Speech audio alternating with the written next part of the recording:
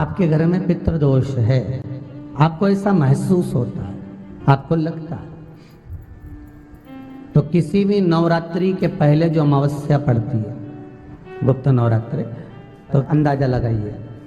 तो जिस दिन अमावस्या रहे उस दिन चावल की कटोरी में एक कपूर का टुकड़ा रख दीजिए महाराज, छोटा सा, और कपूर का टुकड़ा रखकर उस कपूर को दरवाजे के बाहर कटोरी में ही, चावल रखी हुई कटोरी में ही उसको पितरों का स्मरण कर कर जला दीजिए। और जलाने के बाद उस चावल को कहीं भी किसी भी वृक्ष की छांव में पक्षियों के लिए डाल दीजिए।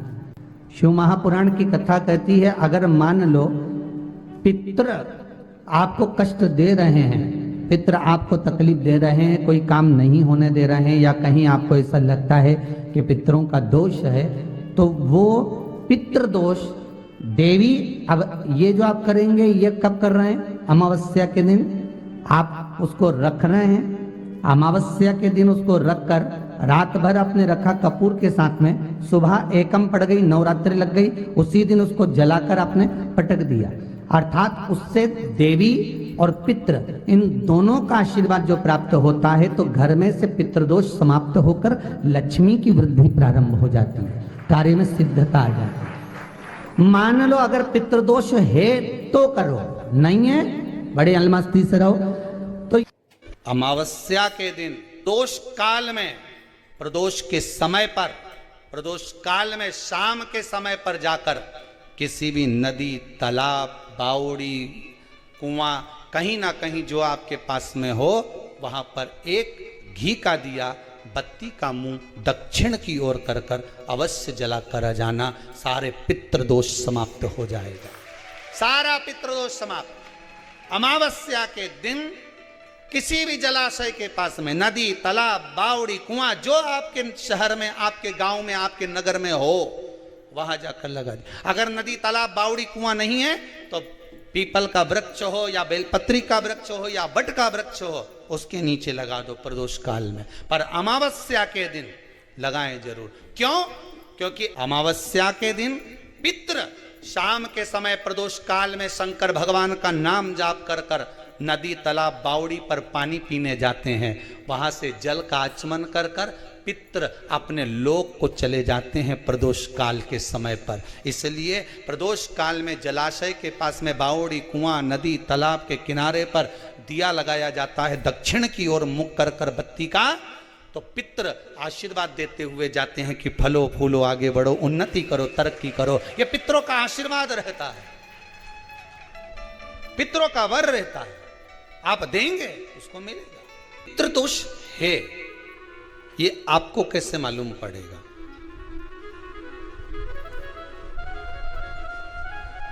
पितृ भूखे हैं, इसका तो वर्णन हमने पहले कर दिया कि रात्रि को जब आप सोने के बाद में 1-1.5 घंटे बाद अगर आपकी नींद खुल जाए, 1 घंटा 1.5 घंटा आप सो लिए, उसके बाद जो नींद खुली तो 1-1.5 घंटे तक अगर आपको नींद नहीं आ रही है, रात्रि को सोने के बाद में 1 घंटे बाद जब उठे तो आपको प्यास लग गई,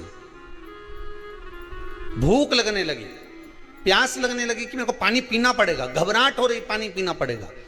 1-1.5 घंटे सोने के बाद अचानक नींद खुले और आपको प्यास लगे, समझ लेना आपके पितृ भूखे हैं और प्यासे हैं, भूखे और प्यासे हैं, उनको जल की जरूरत है। किसी भी नदी में, सरोवर में, कुंड में, बावड़ी में, तालाब में, आप तीर्थ में जाकर जब स्नान करते हैं तो स्नान करने के बाद एक काम का नियम बना लो कि अपने हाथ की अंजलि में जल लेकर अपने पूर्वजों को देना है। प्यासे रहते हैं, भाग मांगते हैं, प्राप्त करना। 3 वृक्ष पितरों के तुल्य हैं। पहला पीपल, दूसरा बट वृक्ष, तीसरा बेलपत्र का वृक्ष, ये पितरों के तुल्य हैं। अगर आपको रात्रि में नींद नहीं आ रही है, ऐसा लगता है कि रात्रि को 1 घंटा 1.5 घंटा सोने के बाद कुछ गलत गलत विचार आने लगते हैं, नींद सुबह 3 बजे तक, 4 बजे तक नहीं आती, 4 बजे के बाद फिर नींद आती है, तो एक प्रैक्टिकल जरूर कर कर देखना। एक प्रैक्टिकल करने में क्या जाता है, प्रयास करने में क्या कुछ जाता है क्या? प्रैक्टिकल कर कर देखना कि कहीं सीओर वाला महाराज झूठ तो नहीं बोल रहा है, तो प्रैक्टिकल करने में कुछ नहीं जाए।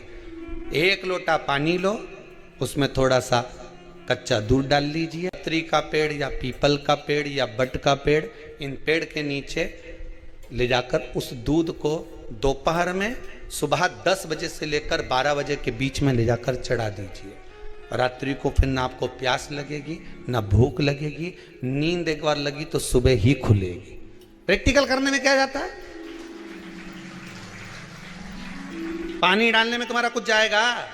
अरे बोलो तो सरी, प्रैक्टिकल करने में क्या जाता है? कुछ भी नहीं बिगड़ेगा। ये तो बस जल डालोगे तुम्हारा ही कुछ अच्छा हो सकता है, बाबा की कृपा। 3 वृक्ष पितरों के तुल्य हैं। पहला जम के बोलिए पीपल, दूसरा बट वृक्ष, तीसरा बेलपत्री का वृक्ष। 3 पीपल के वृक्ष में 52,000 ब्राह्मण एक साथ निवास करते हैं, इसलिए पितृतुल्य है। बट वृक्ष ब्रह्मा जी के मस्तक से बना, इसलिए पितृतुल्य है। और बेलपत्री का वृक्ष माता पार्वती जी के अश्रु से बना।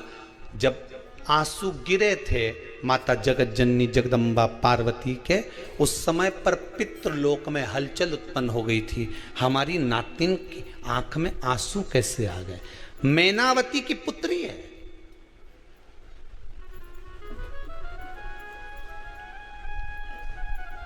पितरों की नातिन, इसकी अश्रु कैसे गिर गए?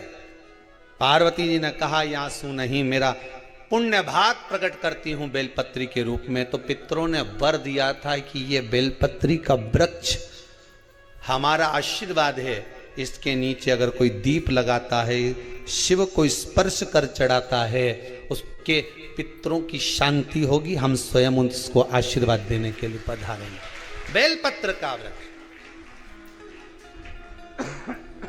पितृतुल्य। तो रात्रि को अगर भूख लग रही है, प्यास लग रही है, तो पितृदोष। दूसरा पितृदोष का लक्षण बताया, घर में कोई शुभ कार्य ना हो, वंश की वृद्धि ना हो। 1 रुपये कमाओ, 1.25 रुपये खर्च हो रहे हैं, पैसा 10 जगह से कमाई आ रही है पर घर में टिक नहीं पा रही है, आया गया, पितृदोष। जरा सी कटोरी पड़ी है, उसके पीछे विवाद चालू हो जाए, पानी ढुल गया उसके पीछे विवाद हो जाए, या छोटी छोटी बात में घर में क्लेश मचा हुआ है, पितृदोष है। समझ लो हमारे पूर्वज हमसे खुश नहीं, प्रसन्न नहीं। सारी दुनिया के लोग तुमसे कह रहे हैं तेरे घर में पितृदोष है। 1 रुपये कमाते हो, 1.25 रुपये खर्च होता है, मानसिक टेंशन बना रहता है। घर में एक व्यक्ति बीमार है, ठीक हुआ, दूसरा बीमार पड़ गया, दूसरा ठीक हुआ, तीसरा बीमार पड़ गया, तीसरा ठीक हुआ, चौथा बीमार पड़ गया। मतलब कहीं ना कहीं पितृ का भाव, पितृदोष का वर्णन। किसी ने कहा तुमसे कि तेरे यहाँ पितृदोष है, तूने ब्राह्मण को भोजन करा दिया, पिंडदान करा दिया, तर्पण करा दिया, तिलांजलि करा दी, गया जी का श्राद्ध कर दिया, हरिद्वार चली गई, वहां पिंडदान करवा दिया, ब्राह्मण भोज करवा दिया, तिथि पर भोजन करवा दिया, सब कुछ करवा के देते। अब एक काम और करके देख लो, एक काम और करके देख लो। जब तुम घर में भगवान शंकर की आरती, तुम्हारे घर में शंकर जी का शिवलिंग है, भले काय का भी हो, छोटा सा, भले सीहोर का कंकर शंकर हो, नर्मदा का कंकर हो, चाहे शंकर पारद के हो, पीतल के हो, स्टील के हो, लकड़ी के हो, जिसके भी हो, लोहे के हो, पाषाण के हो, जिसके भी हो, शंकर का शिवलिंग अगर हमारे घर में है और आप रोज प्रतिदिन भगवान की आरती करते हो, प्रतिदिन, और आपको लग रहा है कि मेरे यहाँ तकलीफ चल रही है, ये ठीक ही नहीं हो रही, लगभग 1.5 महीना आप कम से कम 45 दिन, 1.5 महीने के करीब में ऐसा प्रयास करना कि भगवान की आरती, शिवलिंग, शंकर भगवान के शिवलिंग की आरती करने के बाद उस दिए को भगवान के सामने मत रखो, उस दिए को उठाकर जहां तुम पानी का मटका रखते हो, हंडा रखते हो, जिससे तुम पानी पीते हो, तुम्हारे रसोई घर में जो पानी का मटका, हंडा, बाल्टी, आरओ का पानी जिस मटके में गिरता है, हंडे में गिरता है, जिसको हमारे यहाँ पितरों का स्थान कहते हैं, उस स्थान पर, उस मटके के पास में, उस हंडे के पास में, उस बाल्टी के पास में, जहां रसोई घर में पानी रखते हो, उस रसोई घर में पानी जहां रखते हो, उसके पास में उस दिए को भगवान के सामने नहीं रखना। आरती उतारने के बाद उस दिए को ले जाके सीधे परिंडे के पास में, उस हंडे के पास में, मटके के पास में उसको रखो। केवल 1.5 महीना कर कर देखना। 1.5 महीने के बाद तुम्हें मालूम पड़ेगा कि हम वापिस उन्नति की सीढ़ी पर चढ़ना प्रारंभ करती है, हमें फल मिलना चाहिए।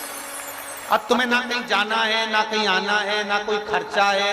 खर्चा है क्या? ईमानदारी से बोलो, कोई तुम्हारा लाखों का रुपया लग गया क्या? रोज आरती करते हो रोज आरती। बस आरती का नियम बना लो कि हमको पितृदोष किसी ने बोला है, हमारे घर में अशांति है, पितृदोष है, कोई कह रहा है कि तुम्हारे घर में पितृदोष है। हमने सब कुछ करके देख लिया, अब हमें ये करना है कि महादेव की आरती जब होती है तो उसकी ज्योत का दर्शन करने पर 1000 कपिला गाय के दान का पुण्य मिलता है। तो ये पुण्य हम हमारे पितरों को देते हैं, जिससे उनकी मुक्ति हो जाए और हमें आशीर्वाद प्राप्त। उस दिए को नीचे नहीं रखना। आरती उतारने के बाद आरती पूरी हो जाए तब उस दिए को ले जाकर, जब आप ले जाकर उसको रखें तब उस स्थान पर रखें जहां पितरों का स्थान। अमावस्या के दिन सारे पितृदोष समाप्त हो जाएगा, सारा पितृदोष समाप्त। जिनके यहाँ पितृदोष होता है, काल सर्प दोष होता है, वास्तु दोष होता है, उनको ज्यादा कुछ नहीं करना होना। महाराज एक बेल का फल लीजिए। क्या लेना है? बेल का फल, बेलपत्री का जो फल होता है उसको ले लो। उसके अंदर का जो गुर्दा होता है, अंदर का जो भाग होता है, उसको निकाल लीजिए और उस बेल के फल में आटा सेक कर उसमें शक्कर मिलाकर उसको उसके अंदर भर लीजिए। अमावस्या के दिन सुबह 10 बजे से पहले उस बेल फल में, जिसमें तुमने पंजेरी भरी है, आटा सेक कर भरा है शक्कर के साथ में, उसको अपने घर में घुमाने के बाद में जिसको काल सर्प दोष बताया है, पितृदोष बताया है या वास्तु दोष का स्मरण बताया है, घर में सब दूर घुमाकर अपने परिवार का हाथ का स्पर्श कराकर पीपल के पेड़ के नीचे खड्डा खोदकर उस बेलपत्र के उस फल को दाब दीजिए। उस फल को उसमें दबा दीजिए। महाराज केवल एक अमावस्या करना रहता है, पितरों के दोष से मुक्ति मिलती है और हमारे घर के कार्य सफल होना प्रारंभ हो जाते हैं। कार्य की सफलता होती है, कार्य में सफलता प्राप्त होने लगती है। हम तो कई बार कहते हैं महाराज जी, अगर ऐसा लगे किसी औषधि को आप ले रहे हैं, मालूम पड़े कि औषधि आपको लग नहीं रही है, शिव महापुराण की कथा करेंगे, मान लो औषधि आपको नहीं लग रही, आपने औषधि बहुत दिनों से ले रहे हो, कोई दवाई, मान लो आप किसी भी दवाई को ग्रहण कर रहे हैं और वो औषधि लगी नहीं रही है, वो शरीर को लगी नहीं पा रही और आप ठीक ही नहीं हो पा रहे, 15 दिन हो गए, 8 दिन हो गए, बताओ, उतना की उतना ही कैटरीना है, उतना ही उतना अपना भरा हुआ, वही की वही लीवर, वही की वही किडनी, वही की वही स्मरण, सभी कुछ वही है, उतने की उतना ही।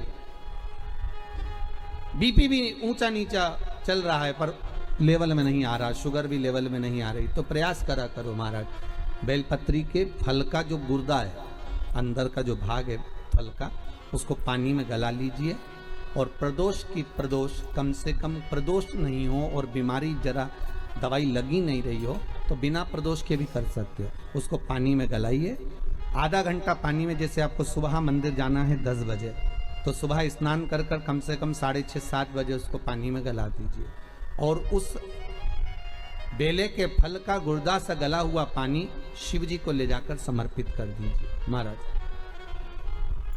उस पानी में से थोड़ा सा 1 चम्मच पानी शिव जी पे चढ़ा हुआ लेकर आ जाइए।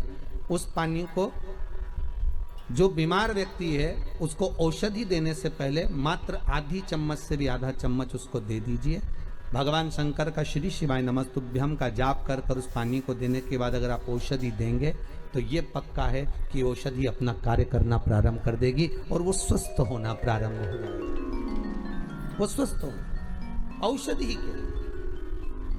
अमावस्या के दिन आपको लगता है कि हमारे पूर्वजों का उद्धार नहीं हुआ, हमारे पूर्वजों का कल्याण नहीं हुआ, कहीं अधोगति में कोई चला गया है, उसका बस एक बार, रोज नहीं जरूरत है, प्रतिदिन जरूरत ही नहीं,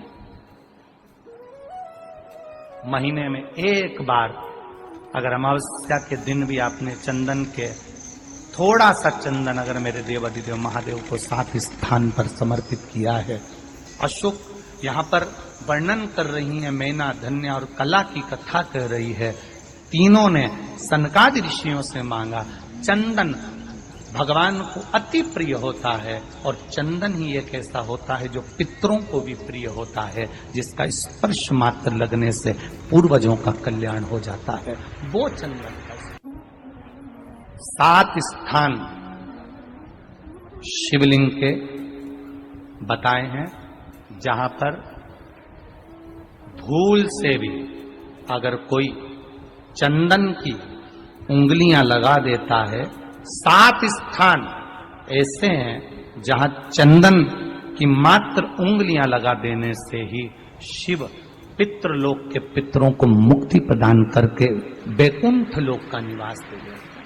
7 स्थान, और वो 7 स्थान जो चंदन के बताए गए हैं। पहला, भगवान देवाधिदेव महादेव के शिवलिंग पर चंदन का लेपन। समझ लेना जरा बहुत अच्छे से। आपको लगता है स्वप्न में कोई मुर्दे दिख रहे हैं, या कोई जल रहा है, या कोई मर रहा है, या कोई चला गया है, ऐसा भय लगता है। बच्चों को मानी भेजूंगी ऐसा हो जाएगा, पति को मानी भेजूंगी ऐसा हो जाएगा, कोई हमारे कोई गलत तो नहीं कर रहा है, आपको लगता है। 7 स्थान चंदन के बताए महाराज। पहला शिवलिंग, दूसरा जहां गणेश जी का स्थान है, मालूम है ना सबको, जम के बोलो जरा, मालूम है ना सबको, जहां गणेश जी का स्थान है वहां अलग से गणेश जी बैठे, वहां नहीं। शिवलिंग में जलाधारी के ठीक सामने राइट में गणेश, लेफ्ट में कार्तिकेय, बीच में अशोक सुंदरी। तो पहला चंदन बाबा के शिवलिंग पर, दूसरा गणेश जी पर चंदन की उंगली, तीसरा षडानंद कार्तिकेय पर चंदन की उंगली, चौथा अशोक सुंदरी पर चंदन की उंगली, पांचवा जलाधारी पर चंदन की उंगली, छठा जो शिवलिंग का जल बह रहा है इसके ठीक विपरीत की ओर चंदन की उंगली, और 7वां चंदन नंदी के मस्तक के ऊपर जो 2 सींग लगे रहते हैं उस पर चंदन की उंगली। ये कब लगाई जाती है? या तो अमावस्या के दिन आपको लगता है कि हमारे पूर्वजों का उद्धार नहीं हुआ, हमारे पूर्वजों का कल्याण नहीं हुआ, कहीं अधोगति में कोई चला गया है, उसका बस एक बार, रोज नहीं जरूरत है, प्रतिदिन जरूरत ही नहीं, महीने में एक बार अगर अमावस्या के दिन भी आपने चंदन के थोड़ा सा चंदन अगर मेरे देवाधिदेव महादेव को 7 स्थान पर समर्पित किया है। अशोक यहाँ पर वर्णन कर रही है, मैना, धन्य और कला की कथा कह रही है। तीनों ने सनकादि ऋषियों से मांगा। चंदन भगवान को अति प्रिय होता है और चंदन ही एक ऐसा होता है जो पितरों को भी प्रिय होता है, जिसका स्पर्श मात्र लगने से पूर्वजों का कल्याण हो जाता है। वो चंदन का। आपके घर में पितृदोष है, आपको ऐसा महसूस होता है, आपको लगता है, तो किसी भी नवरात्रि के पहले जो अमावस्या पड़ती है, मान लो अपन अमावस्या पड़ी, आप एक अंदाजा लगाइए, तो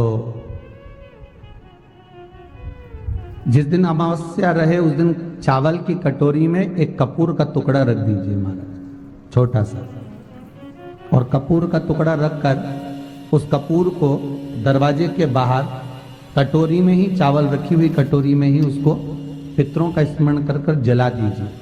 और जलाने के बाद उस चावल को कहीं भी किसी भी वृक्ष की छांव में पक्षियों के लिए डाल दीजिए।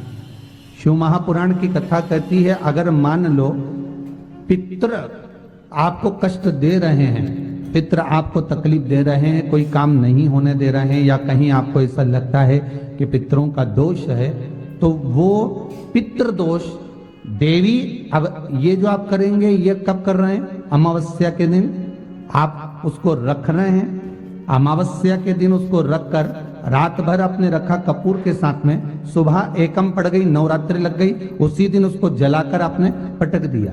अर्थात उससे देवी और पितृ इन दोनों का आशीर्वाद जो प्राप्त होता है तो घर में से पितृदोष समाप्त होकर लक्ष्मी की वृद्धि प्रारंभ हो जाती है, कार्य में सिद्धता आ जाती है। मान लो अगर पितृदोष है तो करो, नहीं है बड़े अलमस्ती से रहो, तो ये पितृदोष का स्मरण। तो यहाँ शास्त्र कह रहा है कि पितरों का जो लोक होता है, पितर जो लोक होता है, उस पितृलोक में 64 योगिनियां प्रवेश नहीं करती। शिव महापुराण कर रही है, शंकर की कथा कर रही है। एक छोटा सा उपाय अवश्य करिएगा। मान लो आपको लग रहा है कि आपके घर में पितृदोष है, आपको ऐसा महसूस होता है, अमावस्या पड़ती है, चावल की कटोरी में एक कपूर का टुकड़ा रख दीजिए, छोटा सा, और कपूर का टुकड़ा रखकर उस कपूर को दरवाजे के बाहर कटोरी में ही, चावल रखी हुई कटोरी में ही उसको पितरों का स्मरण कर कर जला दीजिए। और जलाने के बाद उस चावल को कहीं भी किसी भी वृक्ष की छांव में पक्षियों के लिए डाल दीजिए। शिव महापुराण की कथा कहती है अगर मान लो पितृ आपको कष्ट दे रहे हैं, पितृ आपको तकलीफ दे रहे हैं, कोई काम नहीं होने दे रहे हैं, या कहीं आपको ऐसा लगता है कि पितरों का दोष है, तो वो पितृदोष देवी, अब ये जो आप करेंगे ये कब कर रहे हैं? अमावस्या के दिन आप उसको रख रहे हैं। अमावस्या के दिन उसको रखकर रात भर आपने रखा कपूर के साथ में, सुबह एकम पड़क गई, उसी दिन उसको जलाकर आपने पटक दिया। अर्थात उससे देवी और पितृ इन दोनों का आशीर्वाद जो प्राप्त होता है तो घर में से पितृदोष समाप्त होकर लक्ष्मी की वृद्धि प्रारंभ हो जाती है। अमावस्या के दिन प्रदोष काल में, प्रदोष के समय पर, प्रदोष काल में शाम के समय पर जाकर किसी भी नदी, तालाब, बावड़ी, कुआं, कहीं ना कहीं जो आपके पास में हो, वहां पर एक घी का दिया, बत्ती का मुंह दक्षिण की ओर कर कर अवश्य जला कर जाना, सारे पितृदोष समाप्त हो जाएगा। अगर नदी, तालाब, बावड़ी, कुआं नहीं है तो पीपल का वृक्ष हो या बेलपत्री का वृक्ष हो या बट का वृक्ष हो, उसके नीचे लगा दो प्रदोष काल में। पर अमावस्या के दिन लगाएं जरूर। क्यों? क्योंकि अमावस्या 16 दिन तक पितृ मृत्यु लोक में आने के बाद में भोजन ग्रहण करते हैं। अमावस्या के दिन पितृ शाम के समय प्रदोष काल में शंकर भगवान का नाम जाप कर कर नदी, तालाब, बावड़ी पर पानी पीने जाते हैं।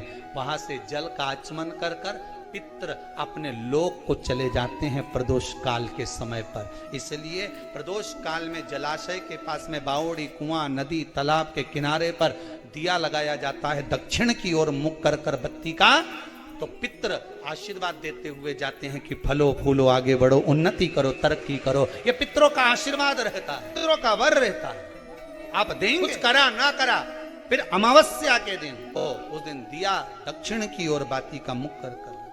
7 स्थान ऐसे हैं जहां चंदन की मात्र उंगलियां लगा देने से ही शिव पितृलोक के पितरों को मुक्ति प्रदान करके बैकुंठ लोक का निवास दे देते। 7 स्थान, और वो 7 स्थान जो चंदन के बताए गए, पहला भगवान देवाधिदेव महादेव के शिवलिंग पर चंदन का लेपन।